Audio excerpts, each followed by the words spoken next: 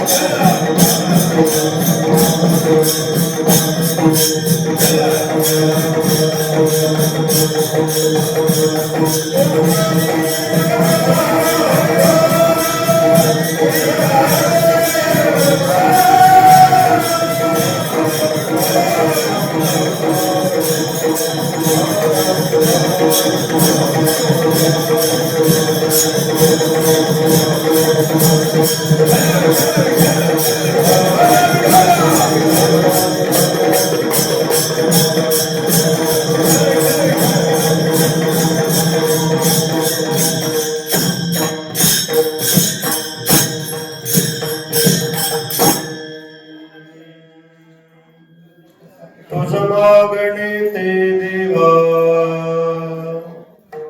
तुझ मागणे ते देवा, आम्हा तुझी चरण सेवा.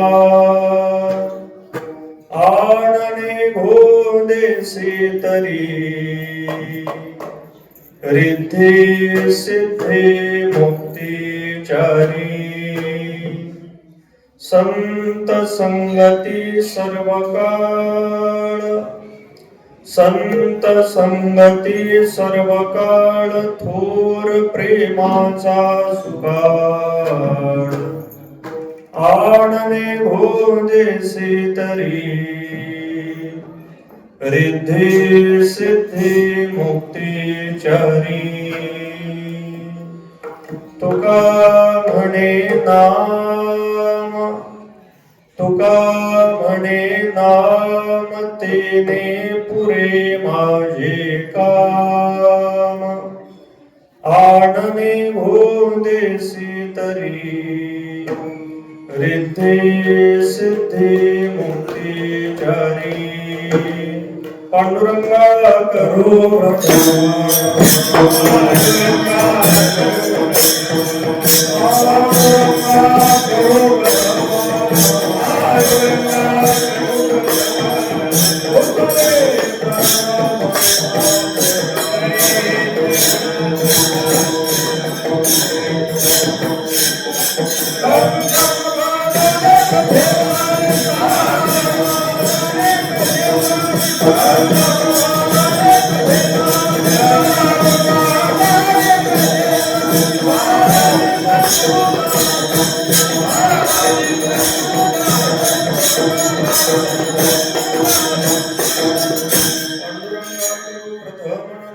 दुसरे चरणा संतांची त्यांच्या कृपादाने कथेचा विस्तारू बाबाजी सद्गुरु दास तुका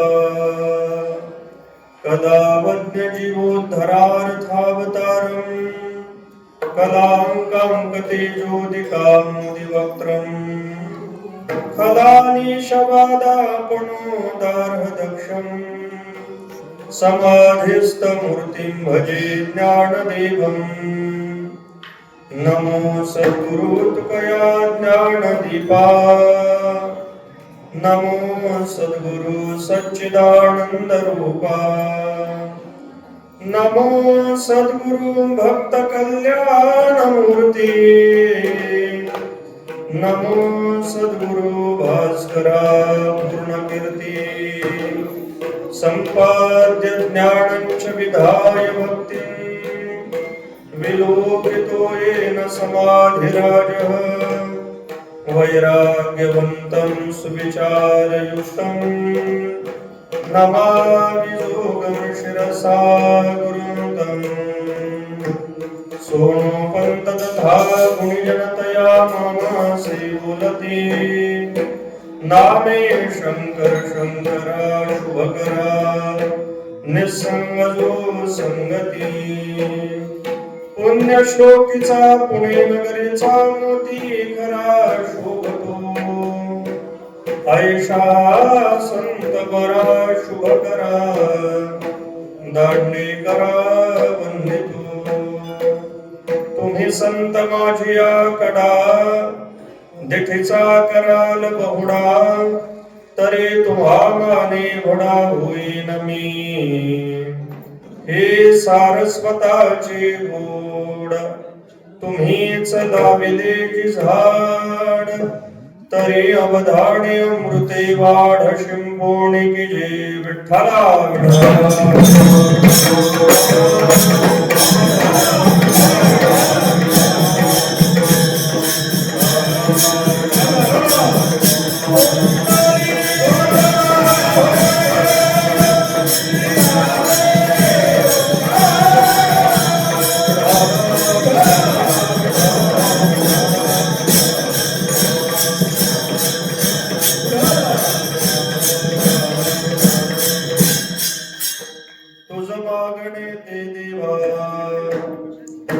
मागणे ते देवा आम्हा तुझे चरण सेवा आनंदी भूदेसे तरी वृद्धे सिद्धे मुक्तिचारी संत हृदय सम्राट अगाध कृपा वात्सल्य मूर्ती भगवान श्री ज्ञानोबराय महाराष्ट्र वेदाचं निसरण दिलं या जन्म श्वासातून घडलं ते जगद्गुरु श्रीमंत श्री तुकोबराय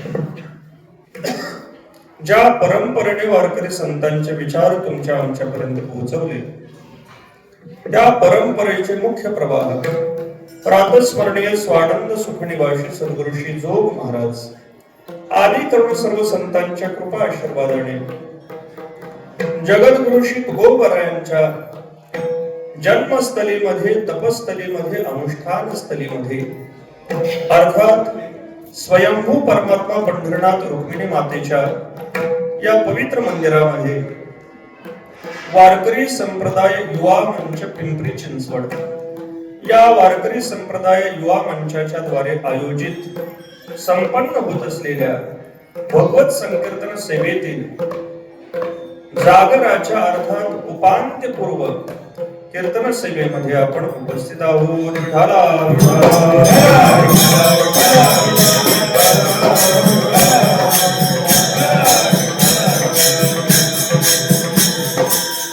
जागराच्या सेवेमध्ये आपण उपस्थित आहोत.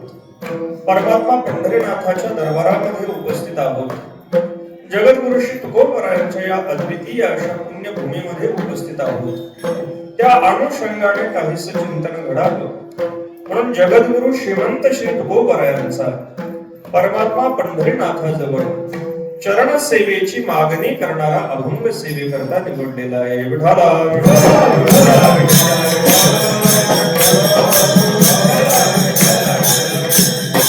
आपल्या मर्यादित वेळेमध्ये सद्गुरु देवांच्या कृपेने अभंगाचं चिंतन पूर्ण करण्याचा प्रयत्न करायचा आहे. या अभंगातून जगद्गुरु श्री तुकोबराय परमात्मा पंढरीनाथाच्या समोर चरण सेवेची मागणी करत असताना दिसत आहेत. संत वाङ्मयाचं आपण जर चिंतन केलं तर काही अभंगांमधून संत जगासाठी नाम जीवासाठी देवाजवळ मागत असलेले आपल्याला पाहायला मिळतात. काही अभंगांमधून संत देवाजवळ संतान संबंधी मागत असलेले आपल्याला पाहायला मिळतात. काही अभंगांमधून संत देवाजवळ देवा संबंधी मागत असताना पाहायला मिळतात. तर काही अभंगांमधून संत देवाजवळ स्वतः संबंधी मागताना दिसतात.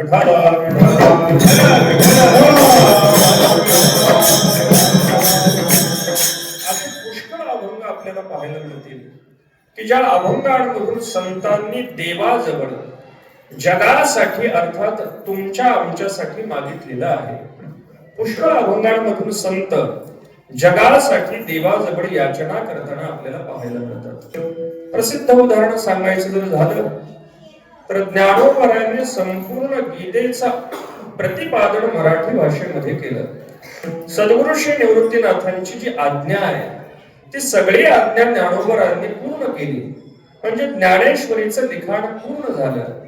आणि हे सगळं लिखाण पूर्ण झाल्यानंतर ज्ञानोबरायांनी सद्गुरु श्री निवृत्तीनाथ दादांजवळ प्रार्थना केली. किंबहुना तुमचे केले धर्म कीर्तन हे सिद्धी गेले इथ माझे जीवरले पायी कपण. ज्ञानोबरा बोलतात तुम्ही सांगितलेलं धर्म कीर्तन मी पूर्ण केलेलं आहे.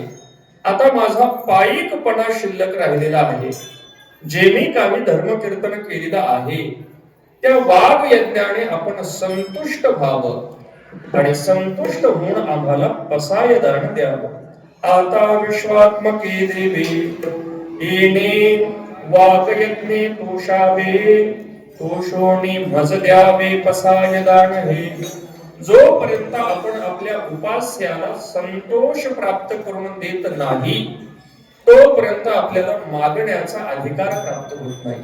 ज्ञानोबराने सगळं काही धर्मकीर्तन केलं आणि या वाघ यज्ञाने आपण संतुष्ट होऊन मग मला पसाय दान द्यावं अशी प्रार्थना करायला सुरुवात केली.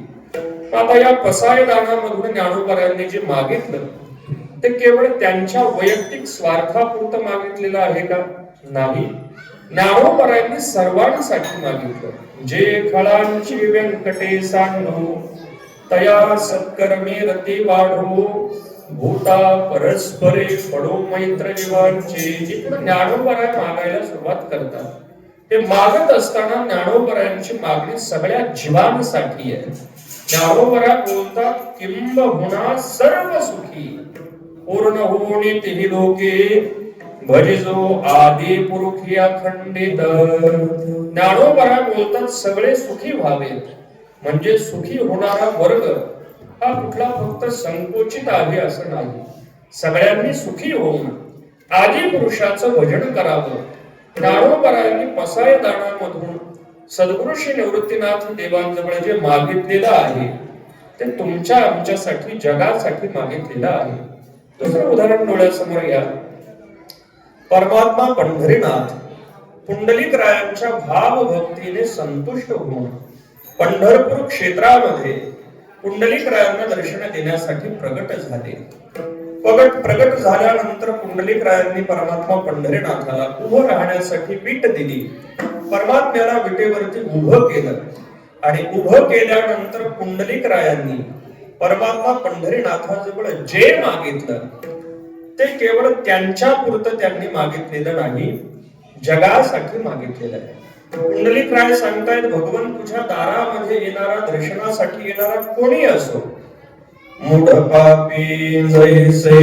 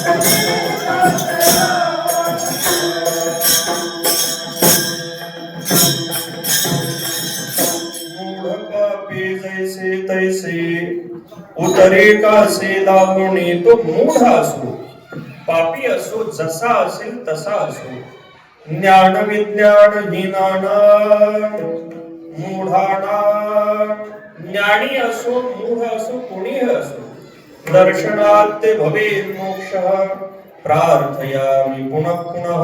पुंडलिक काय सांगतायत, देवा मी तुला पुन्हा पुन्हा हीच प्रार्थना करतो की तुझ्या दारामध्ये येणारा कोणीही असला तरी तू त्याचा उद्धार केला पाहिजे. पंचमहापातके विश्वासघातकी, ज्यासी यमादिके गांजले, ऐसिया पतिता करिले सनाथ, पुरवे माझे आर्त पंढरीराया, नच जावे देवा माझे गावी कुणी, मागतो प्रार्थोनी हेच तुम्हा. पुंडलिक राय भगवंताला सांगतात, देवा माझ्या गावामधून आता तू पुन्हा जायचं नाहीस, इथेच थांबायचं आणि येणाऱ्या सगळ्यांचा उद्धार करायचा.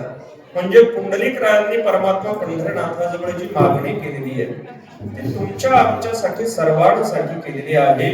म्हणजे संत देवाजवळ मागत असताना जगासंबंधी अर्थात जीवासंबंधी मागतात. याच्या पुढच्या प्रकाराचा थोडासा विचार करा. कधी कधी संत देवाजवळ मागत असताना जगासंबंधी मागत नाहीत, संतांसंबंधीच मागतात. प्रसिद्ध उदाहरण सांगायचं झालं तर जसं ज्ञानोबरायांचं पसायदान आहे तसंच नामदेवरायांचं सुद्धा पसायदान सांगितलं जातं. नामदेवराय भगवंताला विनंती करतायत, देवा या जगामध्ये त्यांचाच वंश हा कल्पापर्यंत वाढला पाहिजे, राहिला पाहिजे, टिकला पाहिजे. कोणाचा? सर्वांचा नाही.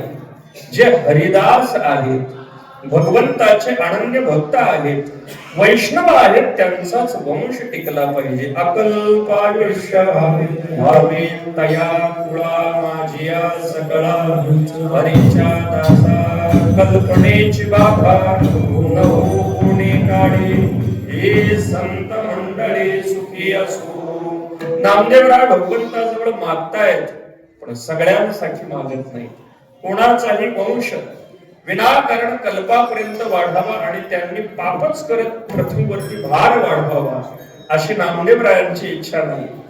जे हरिदास आहेत, हरिजन आहेत, भगवंताचे अनन्य भक्त आहेत, त्यांच्यासाठी नामदेवराय मागतात.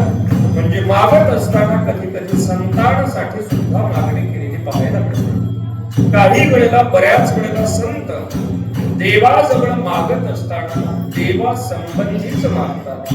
देवा संबंधी कसं मागतात? पुढे असं म्हणेल, भगवान देणारा आहे, पण भगवंतासाठी सुद्धा संत याचक झालेले आपल्याला पाहायला मिळतात. फार विस्ताराचं कारण नाही.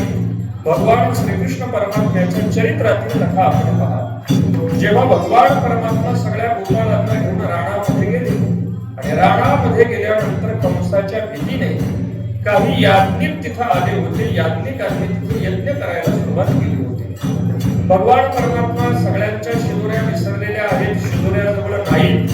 भगवंताने गोपाळांना सांगितलं, मला भूक लागलेली आहे, मला आत्ताच्या आत्ता तुम्ही खाण्यासाठी काहीतरी आणून द्या.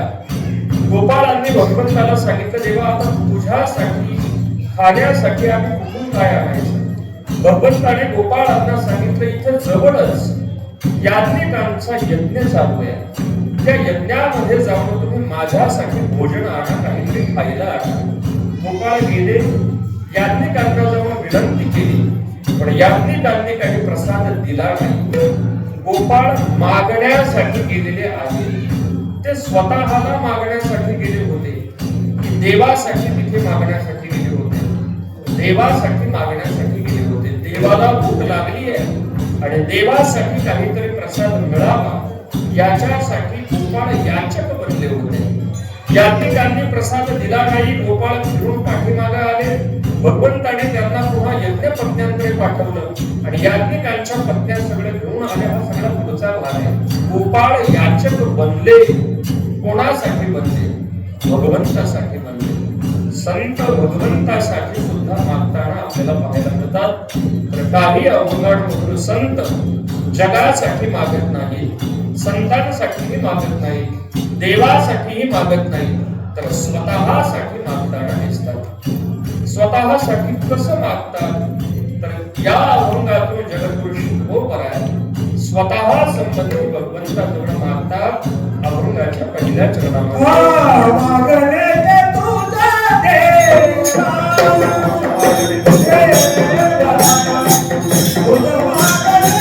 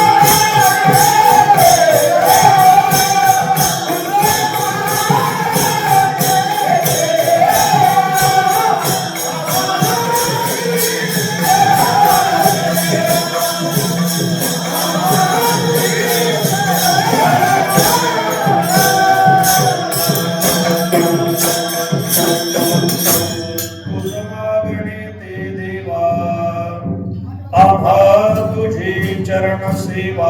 तुकोबराय भगवंताच्या समोर उभे आहे आणि समोर उभे राहून तुकोबराय भगवंताला मागताय. तुकोबरायांच्या मुखामधून जेव्हा मागणे हा शब्द भगवंताने ऐकला तेव्हा भगवंताच्या चेहऱ्यावरती अति आनंद ओसंडून वाहू लागला. आजपर्यंत अनेक वाऱ्या झाल्या, आजपर्यंत तुकोबराय अनेक वेळेला भगवंताच्या दर्शनाला गेले. तेव्हा भगवंताने तुकोबरायांना पुन्हा पुन्हा विनंती केली, अहो तुकोबराय काहीतरी मागा. भगवंताने मागा म्हणायचं आणि तुकोबरायांनी मात्र नियम सांगायचा, काही मागणे हे आम्हा अनुचित, वडिलांचे रीत जाणत सो. देवा तुझ्या जवळ काही मागणं हे आमच्यासाठी अनुचित आहे, आमच्या वाढ वडिलांची ही रीती आहे, त्यामुळे आम्ही तुझ्या जवळ काही मागणार नाही. आज मात्र तुकोबराय मागतात. हे पाहिल्यानंतर भगवंताला आनंद झाला. तुकोबराय बोलतायत, देवा मला तुझ्याजवळ मागायचंय. एवढं वाक्य तुकोबरायांच्या मुखामधून भगवंताने ऐकलं आणि भगवंत आनंदी झाले. भगवंताचा आनंद तुकोबरायांनी पाहिला आणि देवाला लगेच सूचना केली, भगवंत मला मागायचं आहे. एवढ्या वाक्यावरून तुम्ही आनंदी होऊ नका, कारण मागणारे तुमच्या दारामध्ये अनेक आहेत. अर्थार्थी जिज्ञासू अनेक जण मागतात, पण मग मीही त्यांच्यासारखा आहे असं समजून तुम्ही आनंद व्यक्त करू नका. माझं म्हणणं पहिलं ऐकून घ्या. मी आज तुझ्या जवळ मागायला आलोय, पण तू मला काहीतरी तुझं द्यावं हे मागायला आलेलो नाही. मी आज तुझ्या जवळ जे माझं आहे तो माझा हक्क मागण्यासाठी आलेलो आहे. आणि जर मी माझा हक्क मागत असेल तर त्या माझ्या हक्काला मागणी असं म्हणता येणार नाही. मी माझी इच्छा प्रकट करतोय, पण हे तू मला काहीतरी ऋण म्हणून द्यावं अशातलं नाहीये. मी आमच्या वाड वडिलांच्या मर्यादेला कुठेही धक्का न लावता चांगली रीती लक्षामध्ये ठेवून तुझ्याजवळ मागत आले. जे मागत आले ते वेगळं काही मागत नाही. आमची जी वडिलोपार्जित चालत आलेली मिराशी आहे, ती मिराशी आज मी तुझ्याजवळ मागायला आलेलो आहे. काय आहे मिराशी? माझ्या वडिलांची मिरासी गा देवा, तुझी चरण सेवा पालो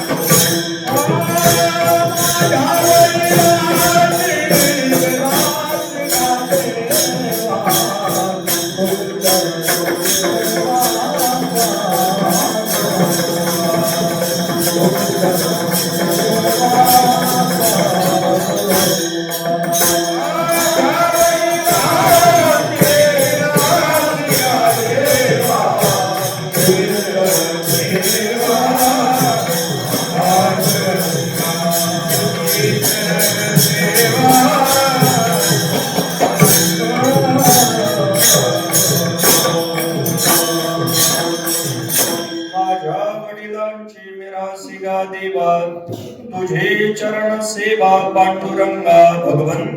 तुझी जी चरण सेवा आहे, ती चरण सेवा आमच्या वाड वडिलोपार्जित चालत आलेली आमची मिराशी आहे. वडिलोपार्जित आपल्याला दोन गोष्टी प्राप्त होत असतात. एक मांस वंशातून प्राप्त होणारी जी गोष्ट आहे, ती गोष्ट तुकोबाऱ्या मागत नाहीत.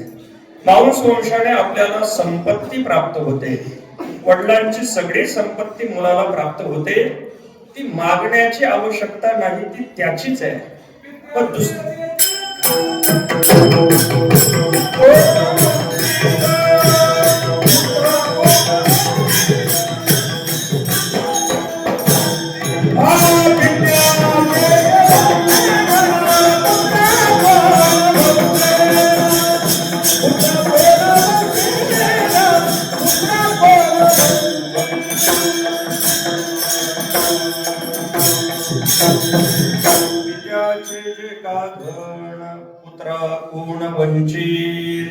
मांसवंशाने संपत्ती आपल्याला अनायासे प्राप्त होते. त्याच्यासाठी ती मागावी लागत नाही. जन्मतः आपल्याला काही गोष्टी वंशाने प्राप्त होतात, पण काही गोष्टी आपल्याला आपल्या योग्यतेने संपादित कराव्या लागतात. भगवान परमात्म्याची चरण सेवा आहे. भगवंताचे चरणच प्राप्त होणं अत्यंत दुर्लभ गोष्ट आहे. तुकोबराज बोललेले आहेत, सोन्याचे पर्वत करवती पाषाण अवघे राण कल्पतरू, पर्या दुर्लभ विठोबाचे पाय तेथे हे उपाय नसरती. आपण प्रयत्न केले तर कदाचित आपल्याला आपल्या जवळचे डोंगर सोन्याचे करता येणं शक्य आहे. हेही शक्य होईल. राणामध्ये कल्पतरूची लागवडही करता येईल. पर्या दुर्लभ विठोबाचे पाय. भगवंताचे चरण मात्र अत्यंत दुर्लभ आहेत, आणि त्याही पेक्षा भगवंताच्या चरणांची सेवा आहे. भगवान आपले चरण, आपल्या चरणांची सेवा अशी सहज कोणाला देतील, अशी सहज प्राप्त होणारी ही गोष्ट नाही. त्याच्यासाठी सेवकाची असलेली सगळी लक्षणं ही त्याच्या ठिकाणी उमटली पाहिजेत. तेव्हा भगवान परमात्मा आपली चरण सेवा देतील. भगवान परमात्म्याने तुकोबारांकडे पाहिलं, आणि पाहिल्यानंतर तुम्ही चरण सेवा मागत आहात. ती वडिलोपार्जित चरण सेवा मागत आहात. कारण काय? तुकोबारा बोलतायत, आमचा जो सेवेचा वंश आहे, त्या सगळ्या वंशाने तुझी सेवा करत असताना अशी ही चरण सेवा सहजासहजी आम्हाला मिळालेली नाही. याच्यासाठी आमच्या पूर्वजांनी फार मोठे सायास केलेले आहेत. आपला जीव काढून तुझ्या चरणी समर्पित केलेला आहे, आणि त्यानंतर हिचं रक्षण केलेलं आहे. देवोनी आजी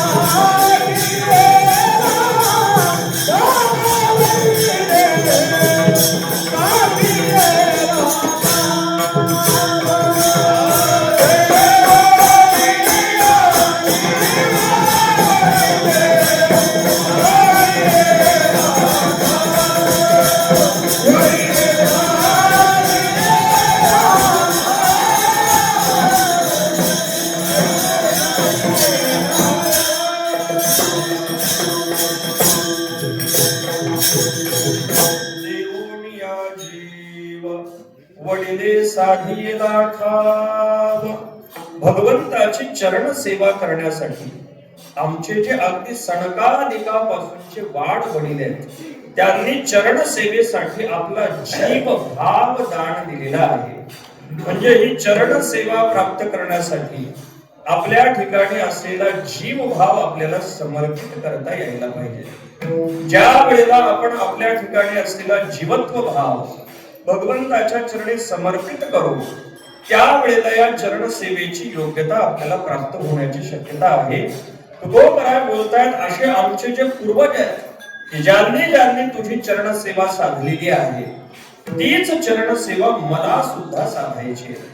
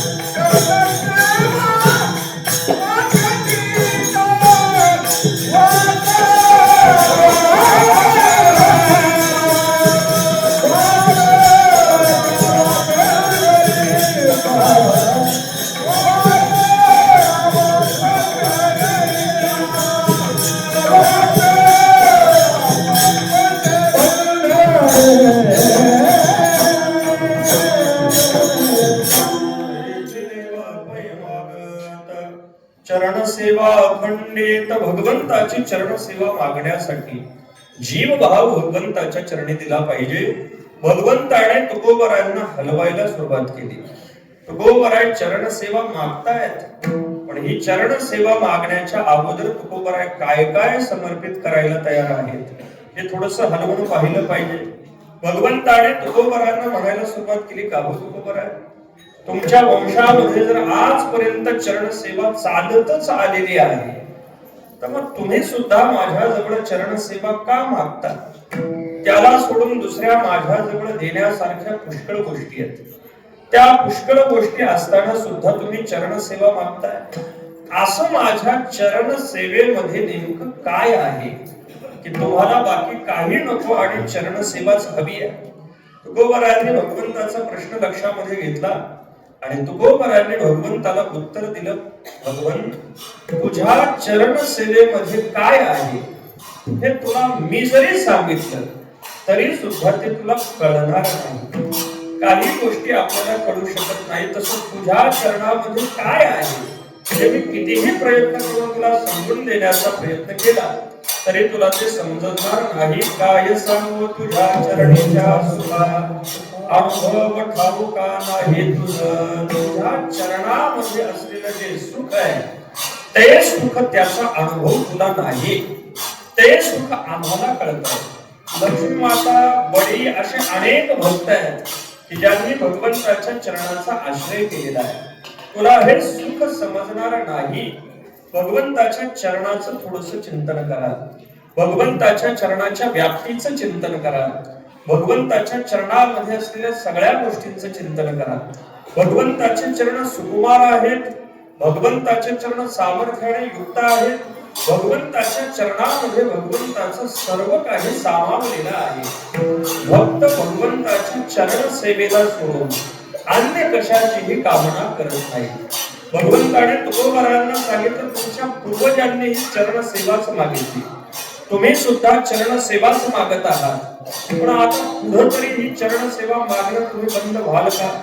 तुकोबारा बोलतात, नाही, आम्हाला तुझ्या चरण सेवेची जी आवडी आहे ती फक्त एवढ्या जन्मापुरती आहे असं नाही. हेही नमी जन्म यासाठी देवा, तुझे चरण सेवा साधावया. तुझी चरण सेवा साधण्यासाठी गर्भवासाचे दुःख आम्हाला भोगावं लागलं तरी सुद्धा आम्ही ते भोगणार, पण चरण सेवा सोडणार नाही. का सोडणार नाही? या चरण सेवेमध्ये असलेलं सामर्थ्य अद्भुत आहे.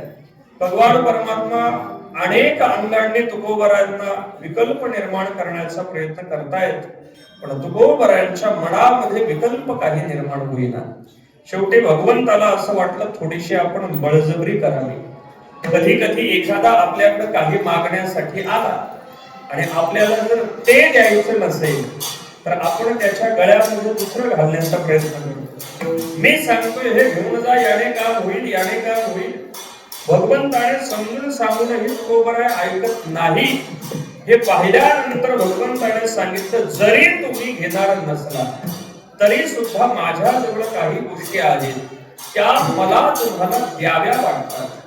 तुकोबारायांच्या लक्षामध्ये आलं की हा बळजबरी करतोय. तुकोबाराय भगवंताला म्हणतायत, देवा, जरी तू तुझ्या आग्रहाने काही गोष्टी आम्हाला देऊ केल्या तरी सुद्धा आम्ही त्या गोष्टी घेणार नाही. अभंगाच्या दुसऱ्या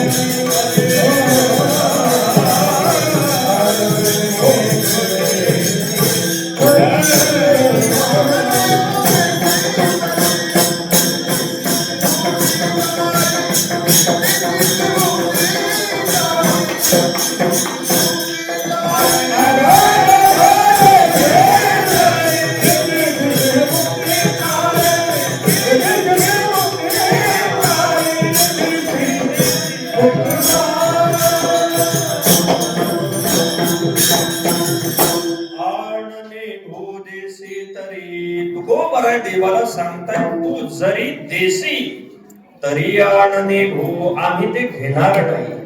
म्हणजे तू देण्याच्या भानगडीमध्ये पडशील, बळच आम्हाला काहीतरी देशील तर आम्ही ते घेणार नाही. याला अनन्य भक्ती असं म्हटलं जातं. जे भगवंताचे अनन्य भक्त आहेत ते भगवंताजवळ जे मागतात त्याच्याविषयी त्यांचा निश्चय पक्का असतो. काय मागायचं हे निश्चित असतं.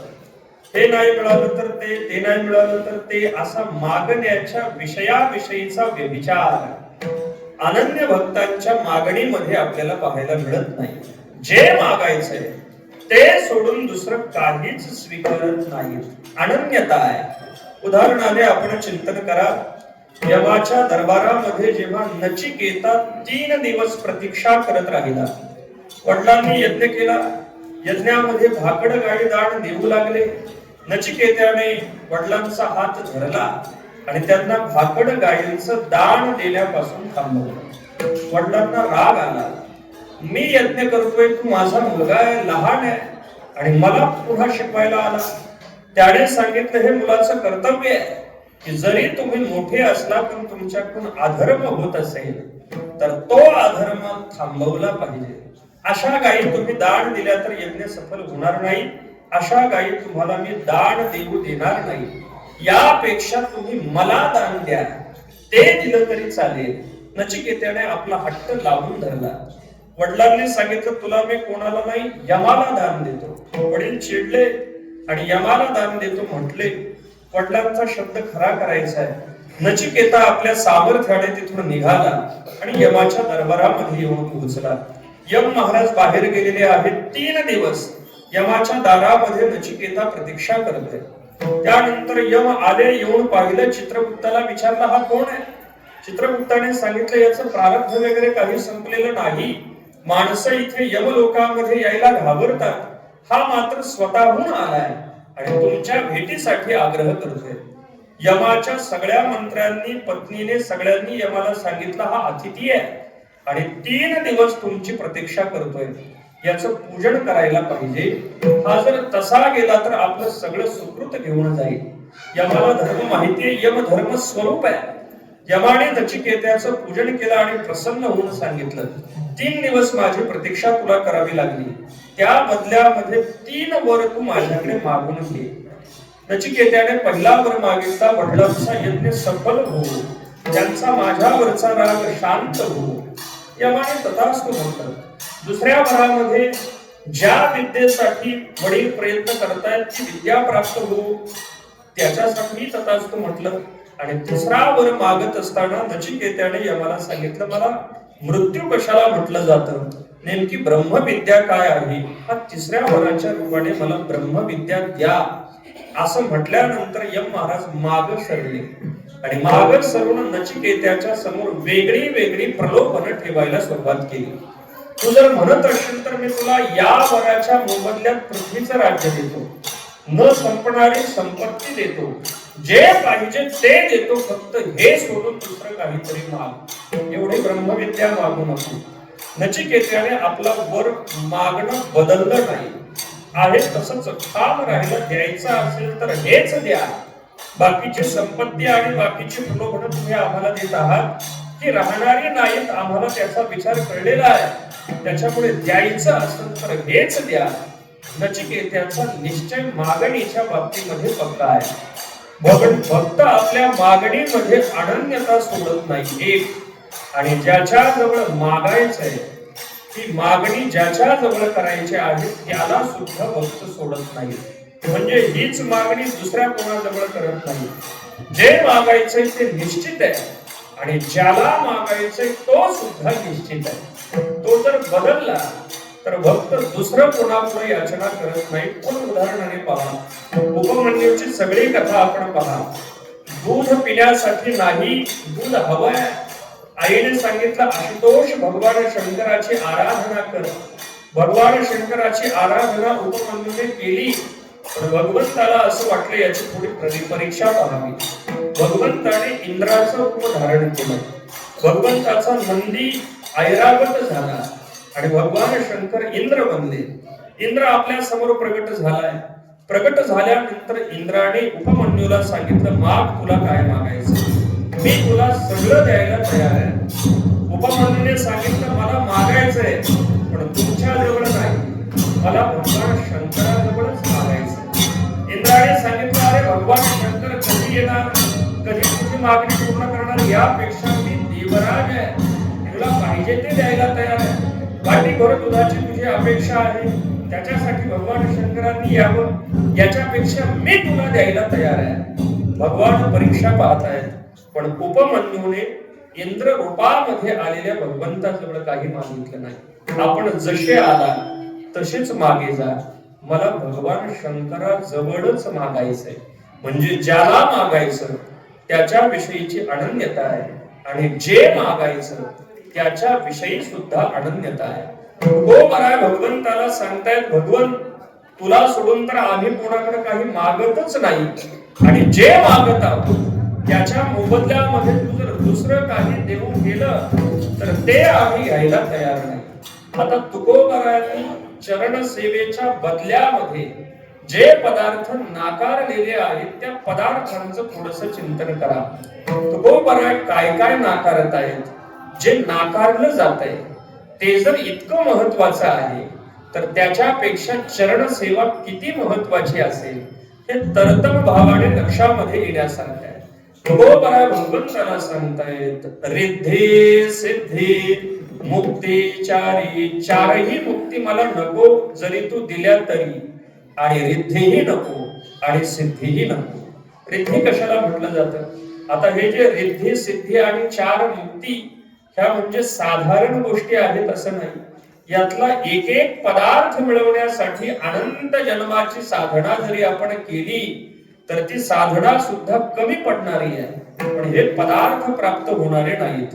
रिद्धी कशाला म्हटलं जातं, संस्कृत मध्ये वृद्धी शब्द आहे, त्या वृद्धी शब्दालाच रिद्धी असं म्हटलं जातं. वृद्धी म्हणजे वाढ, चांगल्या पद्धतीने होणारी जी संपत्तीची वाढ आहे त्या संपत्तीच्या वाढीला रिद्धी असं म्हटलं जातं. समृद्धी शब्द आपण वापरतो, समृद्धी म्हणजे चांगल्या पद्धतीने होणारी वृद्धी, आपल्या संपत्तीची चांगल्या पद्धतीने होणारी जी वृद्धी आहे त्या वृद्धीला रिद्धी असं म्हटलं जातं. चांगल्या पद्धतीने म्हणजे कशी, बऱ्याच वेळेला आपली संपत्ती वाढते पण ती एकतर प्रयत्नाने वाढते किंवा अधर्माने वाढते. अधर्माने जी संपत्ती वाढते तिला आपण 2 नंबरची संपत्ती म्हणतो, ती इथे व्यवहारामध्येच उपयोगाला येत नाही, तर भगवंताच्या दारामध्ये ती कधी उपयोगाला येणार आहे. राहिली आपल्या प्रयत्नाने मिळवलेली संपत्ती, प्रयत्नाने मिळवलेल्या संपत्तीला ही रिद्धी म्हटलं जात नाही, आणि चुकीच्या मार्गाने प्राप्त झालेल्या संपत्तीला सुद्धा रिद्धी असं म्हटलं जात नाही. प्राप्त होणारी संपत्ती अलौकिक पद्धतीने प्राप्त व्हावी, त्या अलौकिक पद्धतीने प्राप्त होणारी जी संपत्ती आहे तिला रिद्धी असं म्हटलं जातं. जसं एखाद्याला परीस मिळावा आणि त्या परिसापासून प्राप्त होणारी संपत्ती आहे रिद्धीने प्राप्त होणारी आहे. कल्पतरू आहे, चिंतामणी आहे, म्हणजे प्रचुर मात्रेमध्ये आपली लौकिक भरभराट व्हावी पण ती अलौकिक मार्गाने व्हावी, त्याला रिद्धी असं म्हटलं जातं. तुकोबाराय सांगतायत, मला ही रिद्धी नको.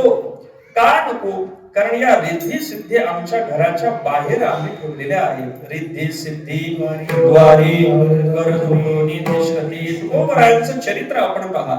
तुकोबारायांनी तीर्थयात्रेचा महिमा कीर्तनामधून सांगितला, जव हे सकळ सिद्ध आहे हात चालावया पायी, तव तू आपुले स्वहित पाही तीर्थयात्रे जाय झोपू. एक श्रोता आहे, त्याने तुकोबारायांचा उपदेश ऐकला आणि म्हणू लागला, महाराज तुम्ही सांगितल्यानुसार मलाही तीर्थयात्रेला जावंसं वाटतंय.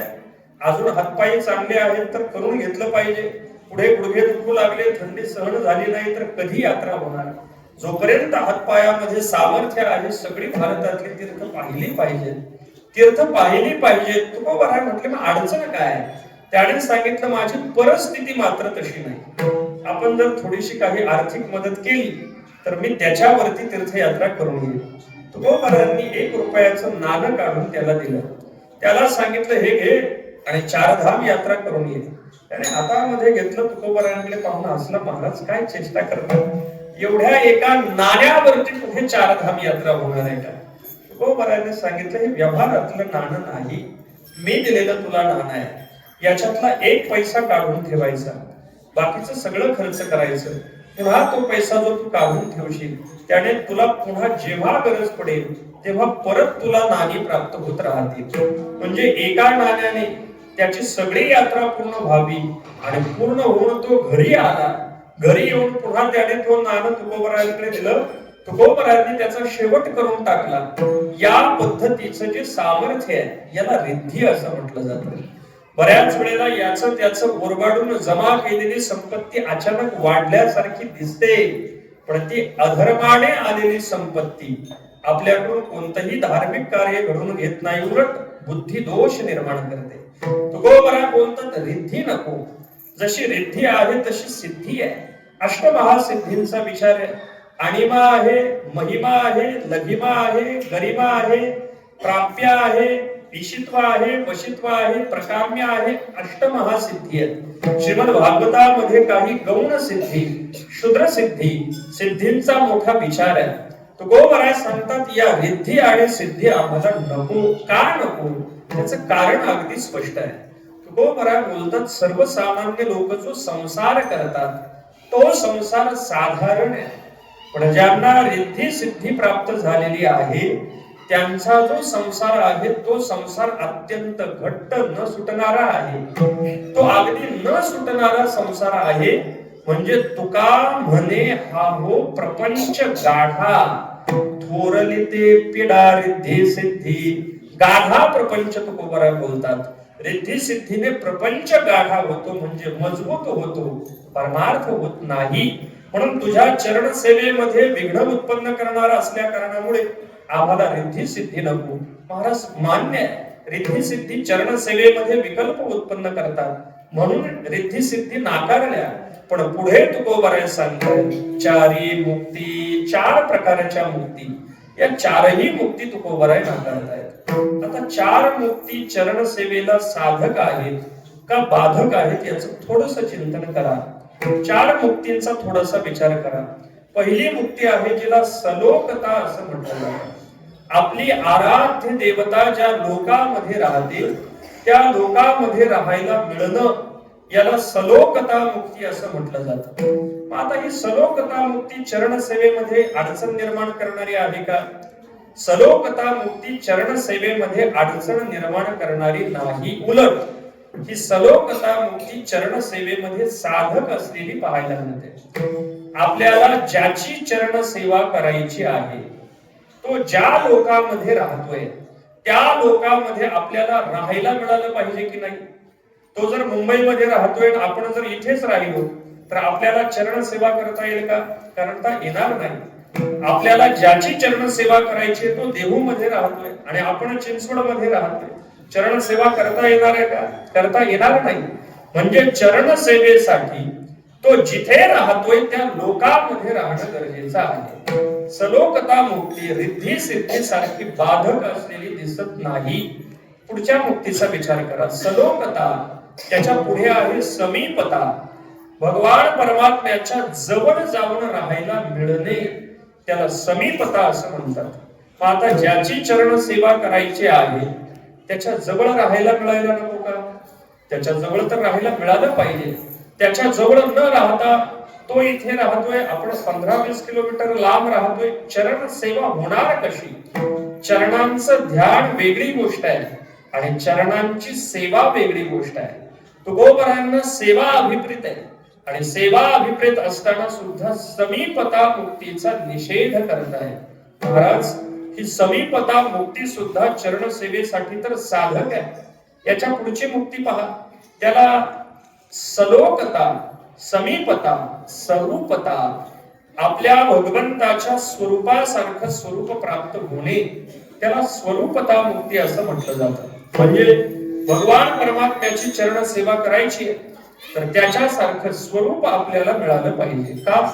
कारण ज्याची सेवा करायची आहे त्याचं स्वरूप जर मिळालं तर ती सेवा आपल्याला योग्य पद्धतीने करता येईल.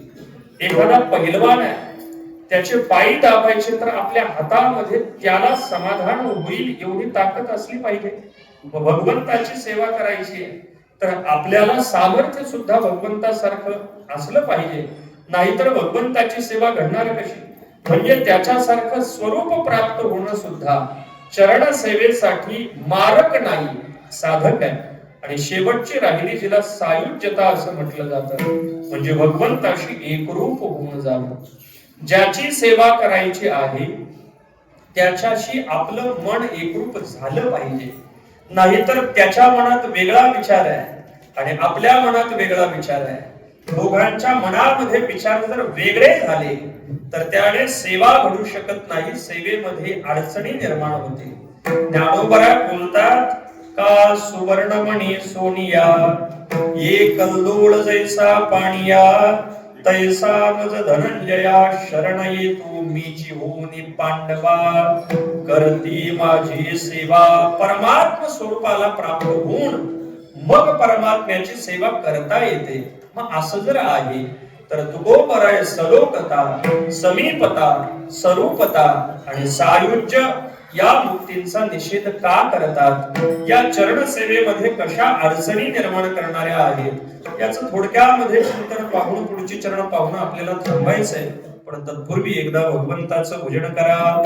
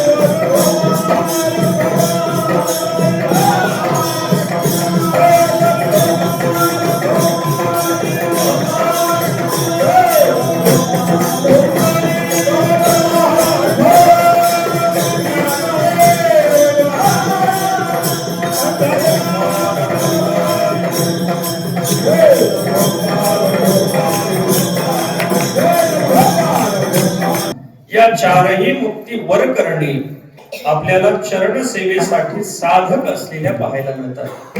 मग या जर साधक आहेत तर तुकोबर चारही मुक्तींचा निषेध का करत आहेत? त्याचं साधारण सरळ उत्तर असं आहे की शास्त्रामध्ये चारही मुक्तींचं चिंतन करत असताना सलोकता म्हटल्यानंतर सलोकता म्हणजे भगवंताचा जो लोक आहे वैकुंठ लोक, त्या वैकुंठ लोकामध्ये जाणं सलोकता आहे. तिथे भगवंताच्या जवळ राहायला मिळणं स्वरूपता, समीपता आहे. भगवंताच्या सारखं चतुर्भुज रूप प्राप्त होणं स्वरूपता आहे. आणि भगवंताशी एकरूप होऊन जाणं सायुज्य आहे. तुकोबरांना भगवान परमात्म्याची चरण सेवा करायची आहे, पण ही चरण सेवा वैकुंठामध्ये जाऊन करण्याची इच्छा नाही. तुकोबरांना चंद्रभागेच्या काठावरती विटेवरती उभ्या असलेल्या परमात्मा पंढरीनाथाची चरण सेवा करायची आहे. परमात्मा पंढरीनाथाची चरण सेवा करायची असल्यामुळे आम्हाला वैकुंठाला तू घालवू नको,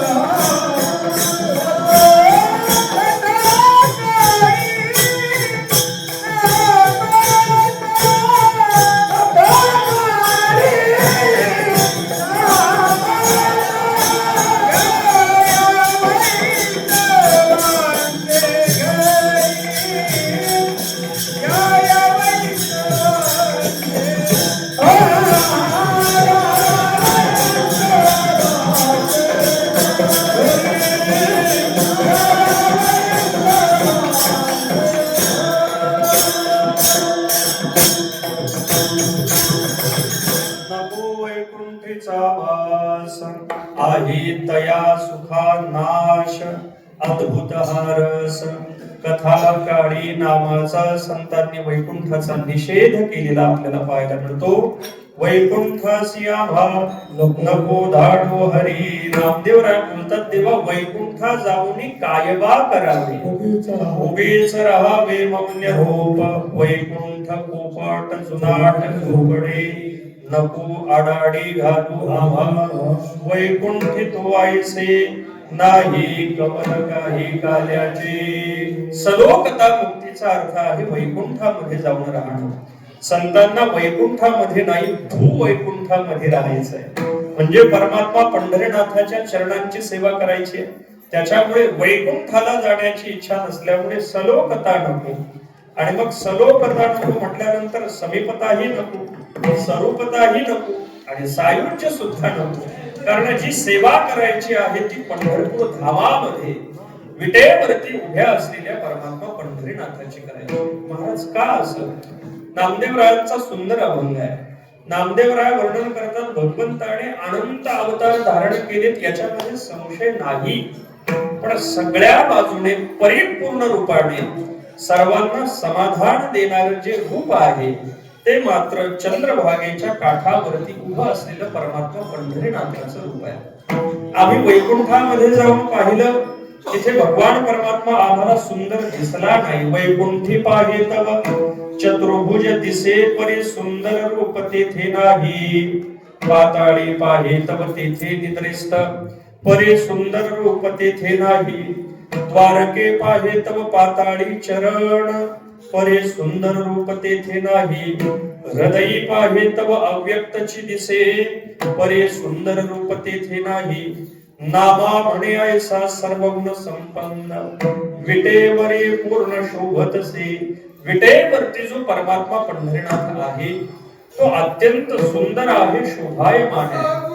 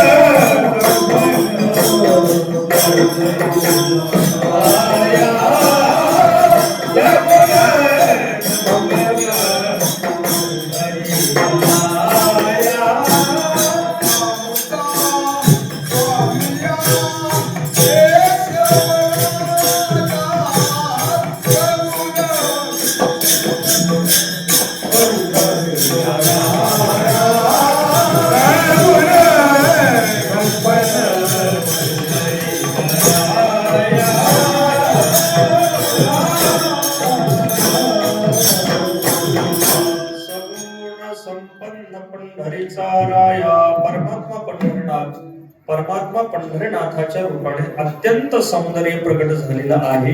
भगवंताच्या या समचरणांची सेवा करायची असल्या कारणामुळे आम्हाला सलोकता, समीपता, स्वरूपता, सायुज्यादी मुक्ती नको. म्हणून आणणे बोधेसी तरी रिद्धी सिद्धी मुक्तीचारी. महाराज तुम्ही जर असं म्हणता तर प्रश्न असा निर्माण होतो, तुकोबरायांना जर चारही मुक्ती नाकारून वैकुंठाधिकाची इच्छा नाही तर महाराजांनी सदैव वैकुंठ गमनाची लीला या मृत्यू लोकामध्ये घडवलेली पाहायला मिळते की महाराज स्वतः सदैव वैकुंठाला गेले.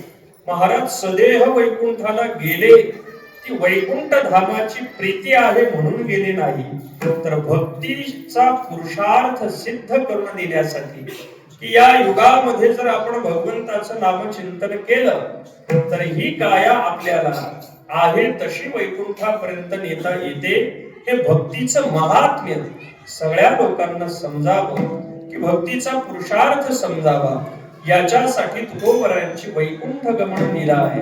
त्याच्यामध्ये वैकुंठाबद्दलची असलेली आसक्ती किंवा प्रीती नाही, तर भक्तीचं महात्म्य वाढावं, लोकांना भक्तीचं सामर्थ्य समजावं यासाठी तुकोबराय लीला करतात. म्हणून आम्हाला चरण सेवेमध्ये जशा रिद्धी सिद्धी मारक आहेत तशा चारही मुक्ती मारक आहेत त्या नको. महाराज मग चरण सेवा तुम्हाला करायची आहे, पण या चरण सेवेमध्ये तुम्हाला लाभ काय प्राप्त होणार आहे? तुकोबराय बोलतात, आम्ही जर तुझी चरण सेवा करू लागलो तर तुझ्या चरणांच्या दर्शनासाठी येणारे जे अनेक संत आहेत त्या संतांच्या भेटी, संतांचा समागम आम्हाला चरण सेवेमध्ये अनायासे प्राप्त होईल आणि संतांकडून आम्हाला प्रेमाचा सुकाळ प्राप्त होईल. अभंगाच्या 3ऱ्या चरणात सांगताय, संत संगाती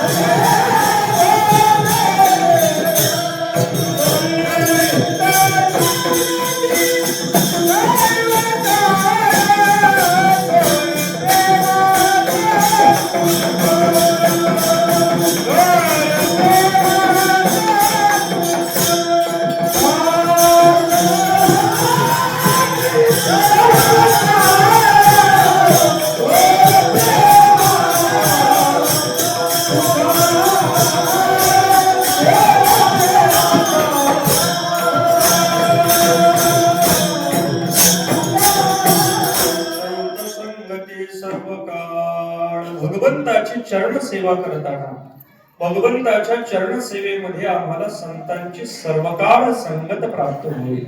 म्हणजे तिथे सगळे संत आम्हाला सदा सर्वकाळ प्राप्त होतील. आता संत संगतीचे अनेक लाभ आहेत, पण त्या अनेक लाभांपैकी तुकोबरांनी 2 लाभांचा निर्देश केलेला आहे. तुकोबराय सांगतायत, संतांपासून आपल्याला अनेक लाभ होतात, पण सर्वात श्रेष्ठ महत्वाचा अंतरंग लाभ म्हणजे थोर प्रेमाचा सुकाळ. संतांच्या संगतीमध्ये आपल्याला थोर प्रेमाची प्राप्ती होते. आता हे थोर प्रेम काय आहे? देवर्षी नारदांनी गुणरहितम कामनारहितम प्रत्यक्षणम वर्धमानम अनुभवतरम सूक्ष्म रूपम म्हणून ज्याचं वर्णन केलेलं आहे त्याला थोर प्रेम असं म्हटलं जातं. व्यवहारामध्ये आपण जे प्रेम शब्दाने बोलतो त्याला प्रेम म्हटलं जात नाही शास्त्रामध्ये, ती आसक्ती आहे.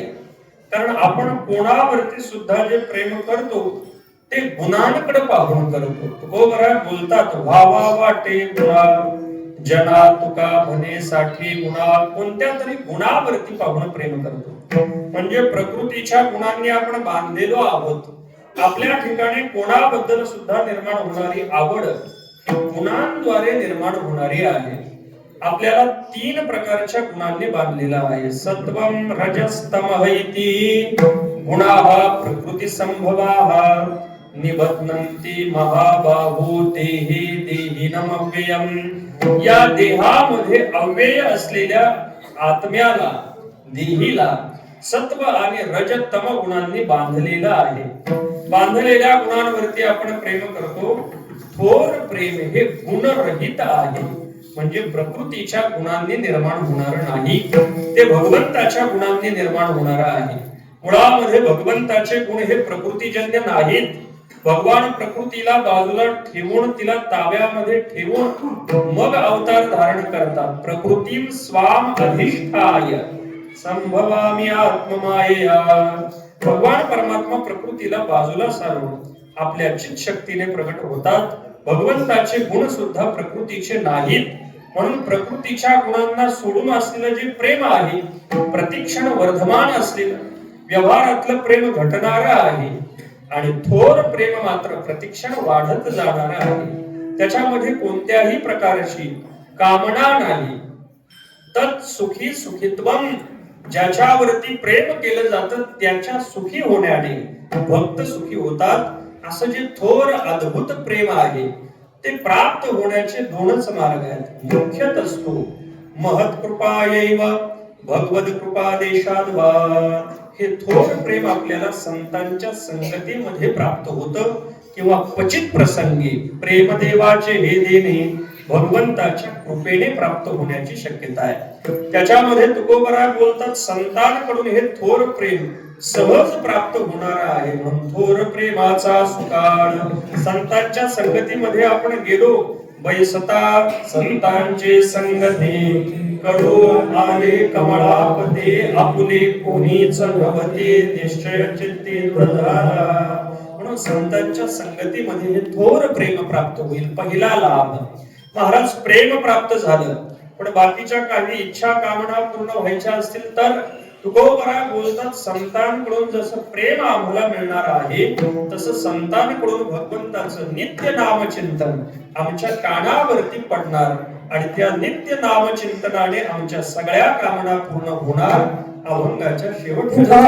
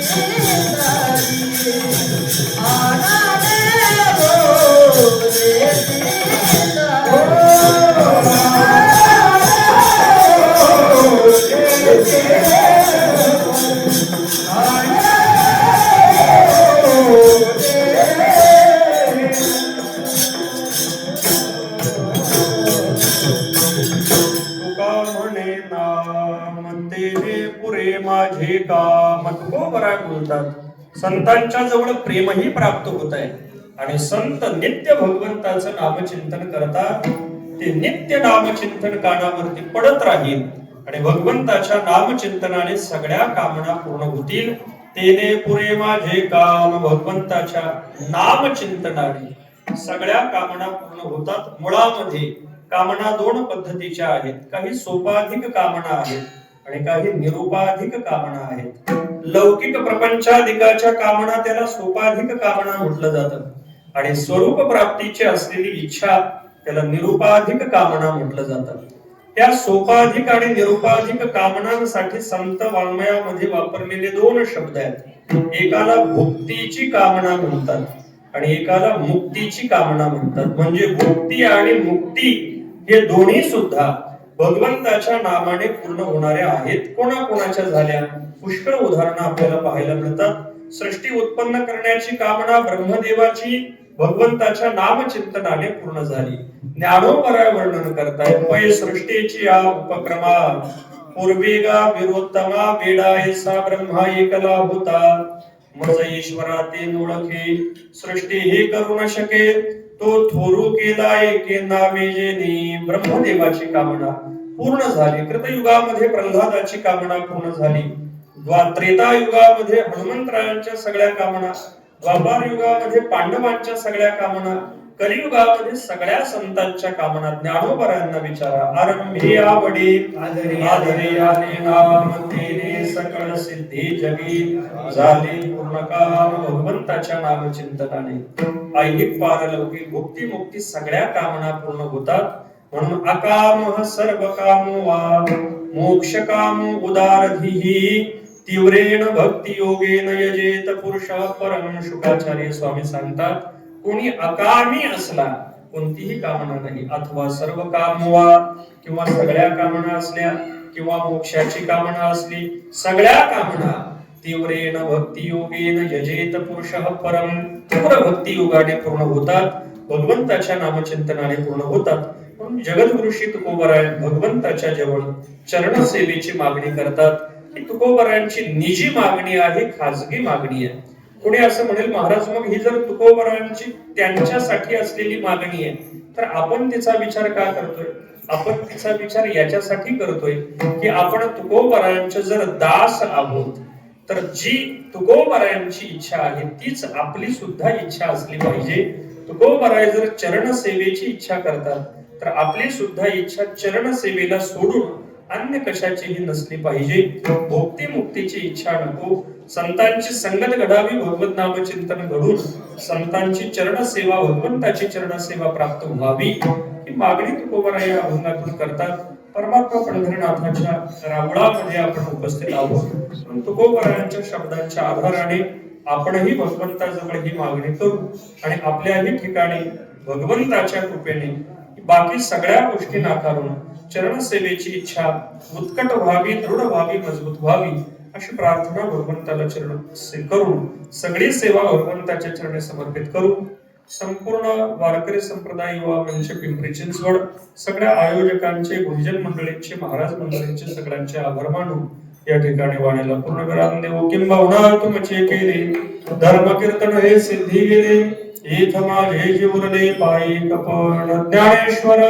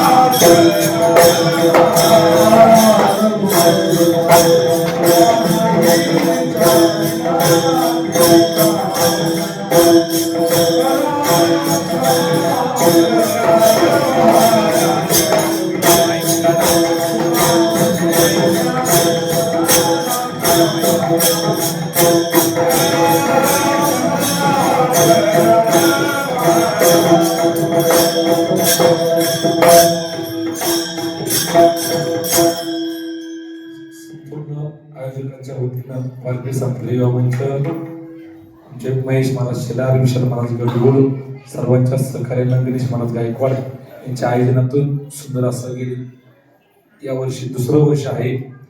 या दुसऱ्या वर्षातील आज उपत्य सेवा जागरणाची सेवा गाचा मंदिर गुरुकुलचे अध्यापक गुरुवर्य आदरणीय निवृत्तप्राय वैभवजी महाराज राक्षे यांची सुंदर अशी संपन्न झालेली आहे.